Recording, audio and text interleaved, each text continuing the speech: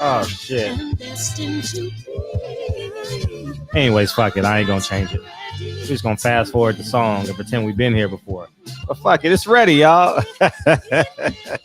Miracle of life. Turn this up one time. Get inspired.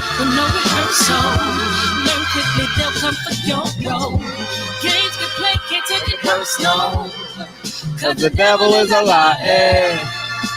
I'm telling you the truth. Hey. It's all in what you do. Hey. Some things you gotta do. Hey, hey, hey, hey, hey. Barbershop conversation, guys. Feel free. Hit the subscribe button. Hit the subscribe button. 9 o'clock, we going live, man. Floyd Mayweather said he would have been Muhammad Ali in the 60s. Woo, we gonna unpack that shit, man. But before that, I forgot to mention this last night on the in the barbershop. Showtime is canceling dates, and but let me preface this first, because I think it's important that I layer this. I think Showtime is important, and why I believe Showtime is important. I'm rooting for them to win. That's why I'm gonna be overly critical of them and keep on bringing it to light, and hopefully someone at Showtime listens and pays attention.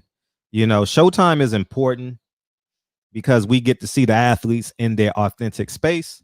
Fox can't do it. The Zone doesn't have the fighters to do it, and ESPN can't do it. Showtime is basically like free speech, right? I thought they did a phenomenal job with that 30-minute documentary of the Charlos.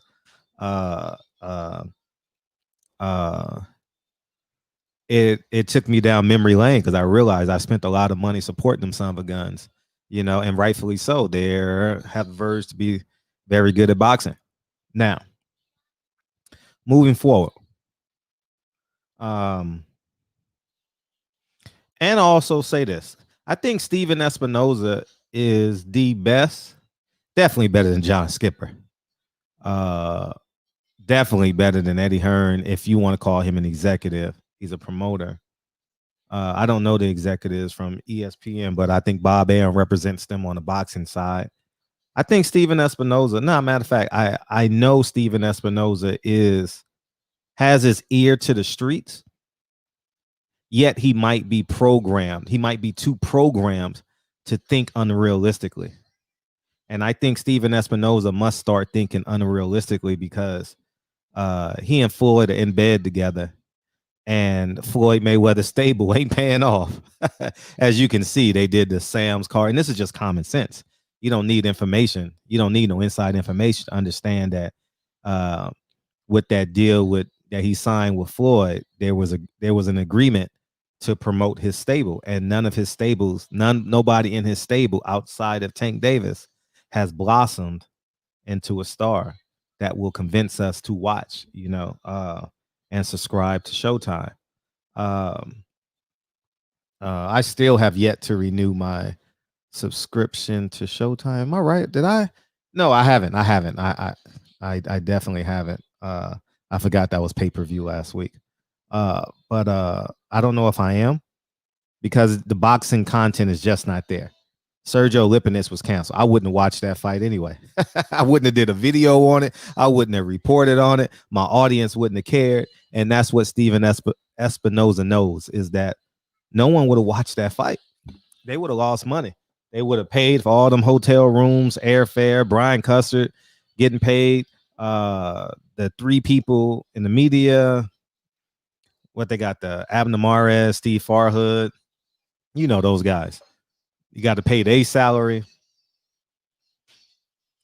It's just a stone cold truth, man. And I think, Steven, it's time for you to think unrealistically. It's time for you to take the biggest risks, not the biggest risk of your life, but take a risk with this sport of boxing, in terms of your programming. You might want to sign Jaron Ennis to an exclusive deal while you can get him cheap before Al Heyman steps in. Well, Al Heyman doesn't sign, but he is Adrian Broner with a level of structure to him, if you get what I'm saying. Adrian Broner is a wild child, and I absolutely love that. There's no money in the budget for an Adrian Broner, although he will do 400 to 500,000 people watching, and he may get 25,000 new subscribers, to the plan. And but it's just important that Steven takes a chance, because I am a huge advocate of free speech. As you guys know, I'm a huge advocate. See, I used to be an executive producer, director before Kennedy was born. Hey, Kennedy. Hey, how you doing? Yeah. So, and then Kennedy just zapped me of my, not zapped me of my creativity, but my space and time in a day to be creative. So I'm all about art. And I think they are the best right now. Actually, they're the only ones in the market space, to actually have the ability to do it. That cookie cutter shit that they did with Sean Porter and Earl Spence on Fox. Showtime could have did that. Oh man, Showtime would have killed that shit. I could have killed that shit as a director. You know what I mean? And I think Steven has to start doing it. He has to start doing programming outside of in the ring of boxing. And you're gonna have to reproduce and recreate. Excuse me, the term not reproduce, recreate it. I think what you have there is good. You know what I mean? It's like what you have there, Steven Espinoza, is oatmeal without brown sugar. That's basically what Showtime is right now. It's very bland, very safe, not taking chances. You can take chances because you own your product. You're not on Celestial TV, right? Is that what it's called? You're like if I you're like my Patreon, a paid subscription. So you have the right to be creative. Like you can be Skinamax. You can be, I don't know, what's that? Oh, that was Cinemax, right? You can be that. You can be whatever you like. Maybe you need a docu series. Uh, you know, something. You got that white kid in New Jersey, that just graduated from high school. He sold out. He helped Shakur almost sell out Newark. Maybe you want to do something on that. And captivate that Eastern Peninsula. And then you come out west. You know what I mean? And then you go down south and you put them in a bi-monthly docu-series. I don't know what you have to do, but it's time for your think tank. It's time for your think tank to be as creative. Excuse me, not as creative, more creative than I. Uh I genuinely believe he has a level of empathy for the sport of boxing. I think boxing is like his fun job, is the fun part of his job. Like when you have three girlfriends and shit, and there's one girlfriend that's fun, there's one girlfriend that takes care of you, and there's one that you just put up with, right? Well, this is the one. Boxing for Steven Espinoza is the one he enjoys going to, and and truth be told, boxing needs Steven Espinoza. No matter how you feel about him, we need Adrian Broner. Boxing, but Adrian Broner can't be on Fox. Adrian Broner can't be on ESPN. Right? The Charlo's best bet is on Showtime. Tank Davis is better on Showtime. Sean Porter is better on Fox. The clean cut guys, the Abner Mares, the Leo Santa Cruz are great for Fox. Deontay Wilder would be even better on Showtime, I think, in my humble opinion. It'd be more rogue, more emotionally, more spirited, more very succinct, very direct with this message, and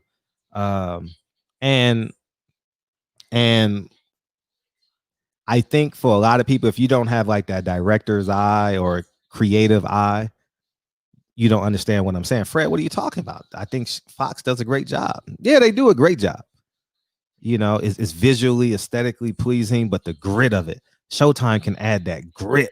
I thought Brian Custer did a phenomenal job narrating. I think that's the first time I ever heard Brian Custer narrate, a long form documentary. Congratulations. That was good work. And so I want to save Showtime. All right, I'm going to be very critical of them, and I may even text this video to Steven Espinoza, because it's just incredibly important that you think outside the box. Boxing needs Showtime. We don't have HBO. All right. watching a fight on FS1 in terms of the potential of it is not as high as Showtime. I'm not talking about audience eyes. I'm just talking about the depth, and the colorfulness of the content. So Steven Espinoza, man, you gotta go. You gotta go hard. You know what I mean? You gotta go the same way that people think it was unrealistic to have non-wire internet service. Everybody's on Wi-Fi right there. Kennedy's laying there with Wi-Fi. Lincoln's in the other room with Wi-Fi. I'm on the Ethernet because it's a little quicker so I can keep my connection when I go live. But you get my point. You got to think unrealistically. Some man thought that they could bend a piece of metal, put 200 people, and I always use this example, put 200 people on it with their luggage, with their dogs, with their kids, with their grandma, and fly across the Atlantic Ocean. How unrealistic is that? Muhammad Ali was unrealistic in the 60s, late 50s, 60s, 70s, 80s, 90s. Unrealistic. Got to be unrealistic. Boxing needs Showtime. And I'm just talking as a content provider. Yeah, they're going to make fucking mistakes. Yeah, they should have fired Paulie a long time ago. But I'm trying to isolate this and condense the message, okay? It's just what I believe. And y'all need to tell Stephen Espinoza to start taking chances. Abner Mares is oatmeal without the brown sugar. You know, he's safe. You know, the nigga be forgetting half his shit on live TV. You know what I mean? Al Bernstein, you can't laugh at his jokes because the delivery is so bad, but I get it. I think Morrow does a hell of a job. Morrow needs a Robin or a Batman. Imagine if Morrow was the Robin to the Batman. You know how great that shit would be?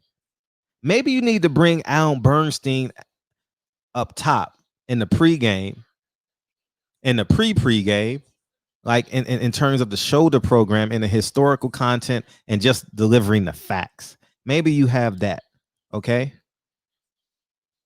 But if Morrow was a Robin to somebody's Batman, don't you know how great really great. I like Morrow. Al Bernstein, he's not funny to me anymore. He sounds the same in every fight. Consistency is good. But I do want it's something about knowing, it's something about a person that knows where the fighters walked. You know what I mean? It's something about that. You know what I mean? As ignorant as this may sound to some people, that's what makes Timothy Bradley unique. You don't know what the fuck that nigga gonna say. You have no flipping idea what he's gonna say. And that's good. And that's good. Do I like him all the time? Nah. I disagree with him 60-70% of the time. But he's good. Andre Ward is safe. Andre Ward is gonna stay in pocket. Joe Tessitore, you know what I mean? I don't get used to his voice, but that wild card and Timothy Bradley, it's just funny to me. You know what I mean? Like, it's like, what the hell is this motherfucker gonna say? You know, and he knows his boxing, you know. He lived it. He was one of the greatest amateurs of this modern day era. I want to interview Timothy Bradley, by the way. Can y'all DM Timothy Bradley and tell him to come in the barbershop? That shit would be fun. Oh man, that shit would be fun. Timmy, you ain't doing shit. I know you got 5 beautiful kids, man. Come on in the barbershop, man. I think that'll be fun. I got 2 beautiful kids. We'll put them to bed at 8:30 and come in the barbershop at 9. How about we do that? You know what I mean? So put them to bed because each of them got a belt, right? But as I digress, y'all tag Timothy Bradley. I want that interview. I want to spend an hour with Timothy Bradley. I do. And he probably wants to do that with me. His that would be good for boxing. But as I digress back into, I think you got the components. I think you got Brian Custard, who's cool, knows how to play the game when he wants to, and knows how to go out of pocket. Like I even DM'd him or put in his comments on the post. I says he got a team that got big rings. Y'all didn't get that shit. A lot of people didn't get it, but I got that shit. That was a Drake and Future song. And I was like, that was clever. That was clever. I like that line. So you got Morrow, you got Brian Custer, Abner Mares. I don't know what he be doing over there, but he be forgetting a lot of shit. And I do sometimes, you know how you want to hit him in the back of the head, like spit it out, like your grandma say. And Al Bernstein is a few moons past his prime, and I think he needs his own docu-series. I think he needs that. He probably needs to be that YouTube guy that gives the historical perspective of the fighters and the fights. You know, maybe that will be his lane. But you need somebody that can call Adrian Broner out on his bullshit. And you also need someone who can be as empathetic or play the role as the empathetic person talking to Leo Santa Cruz about his father. So you got to have that balance. You know, I don't think they have it as a team. You know, so Steven Espinoza, take a risk. You cutting fight dates. I don't want you to, like, as hard as I am, I don't want you to cut fight dates. I don't want boxing to go broke. You know what I mean? Basketball, I can go back to covering basketball. I can still get credentials with the Clippers. You know what I mean? Maybe the Lakers still, but you know, I don't. That's nah. I don't want to do that shit. I like boxing. I like the freedom of boxing. I do. I really like the freedom of boxing. So that's where I stand. I I'm rooting for Steven Espinoza. I'm gonna hold his hand to the fire. I'm gonna be hypercritical of this shit when I can, and I think it's better for the sport of boxing. And that's what I feel. Like, you would never get, as bad and as terrible as it may seem, that's great production. Okay, if you're a black man, you don't look at this, you don't like it, but the scene, I know it might have been HBO or Showtime, but I'm just talking about the content when Floyd argued with his dad. I've only seen that once, maybe twice. I haven't watched that shit in years. But that piece, right? Or how about the production of Conor McGregor, Floyd Mayweather? It was must-see TV. It couldn't have been must-see TV on Fox because they would have edited that shit and they would have left you suggestive clues. We actually saw all the clues on Showtime. You know what I mean? Or how about Adrian Broner? I'm just saying. That's all I'm saying. Like, we haven't even seen Jim Gray. They cutting the budget. You know what I mean? So anyhow, man, it's just what I feel, man. Steven, you got to be unrealistic, man. You gotta at least get a triple. All right, you got to at least get in triple because you leaving too many men on base. All right, where you're leaving people on second, first and second. Don't bunt and get him the third, man. Bring up Aaron Judge. All right, bring up Aaron Judge and bring him home. All rise. I know he's from New York, so I'm pretty sure he's a Yankee fan. So, all right, I need you to rise and cheer for Aaron Judge and hit a home run and bring the runners on first and second. Stop telling Aaron Judge to bunt for Geo Stanton. All right, don't bunt. Steven Espinoza, you got to swing away. All right, swing away. Take a risk. All right. Chris Colbert shouldn't have been a main event fighter anyway. Sergio Lipinets shouldn't have been a main event fighter anyway. They both don't speak English. This is America. This is America. Barbershop Conversations. Feel free, hit the subscribe. Chris Colbert is a co-main event right now, not unless he's fighting the top guy at 35. You know what I mean? Welcome Chris Colbert. Welcome Devin Haney to PBC against Chris Colbert. It's a great fight at 35. Barbershop Conversations. Feel free, hit the subscribe button. Talk to you guys soon. Peace.